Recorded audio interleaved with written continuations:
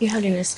My next question is about your stance on homosexuality, and particularly as there have been what some people describe as blessings in some churches of homosexual unions or even marriage. And I'd be grateful for your opinion about this. You see, most often nowadays, the trend is in favor of genetic tendencies. And they attribute genetic tendencies to be responsible, attribute responsibility to the genetic tendencies and say they're helpless, they can't do anything. This is absolutely wrong. 100% wrong, because the concept of pleasure as related to sexuality is born out of reproductivity. If you study the history of the development of human pleasures and pains, you'll be amazed that they're always connected with usability of a thing or the contrary of it. Sex evolved through a very long process of nature's experimentation with these things. Unless the concept of pleasure was somehow created, human or animal reproduction might have stopped much, much earlier.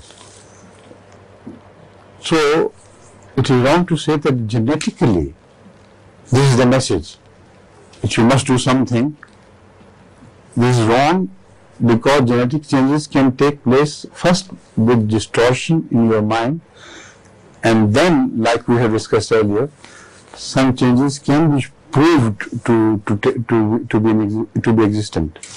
Now I'll turn to this question of genitive compulsions. This is wrong that only in sex or heterogeneous sex or homosexual sexuality there are any compulsions. The fact is that the compulsions are born out of society and social behaviors. And such compulsions are not at all confined to sexuality at all. There is an urge for lust, there is an urge for appropriation of things, there is an urge for stealing, for robbing, for killing whom you don't like. Are there not urges? If you suppress them, what wrong will you do to humanity?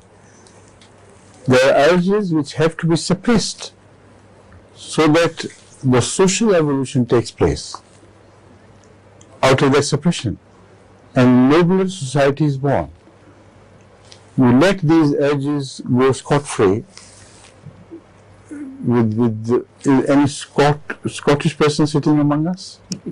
We do apologies to that. Only Welsh people. Yes. We call it scot-free. I'm not referring to any Scottish attitude. It's a human attitude. Every person, if not disciplined, will play havoc with the peace of society by giving vent to his emotions. If I see a beautiful car, do I not desire to have it?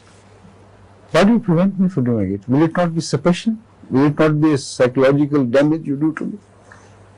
Let it be. If I want a beautiful bungalow, why shouldn't I occupy it?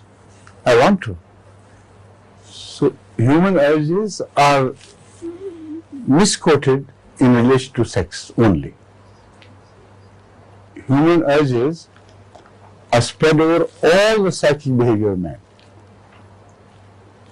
And to suppress it does not mean, in Freudian words, to destroy something in man. To suppress it only means disciplining it. When you discipline it, better society is born out of that discipline. That is what we need today.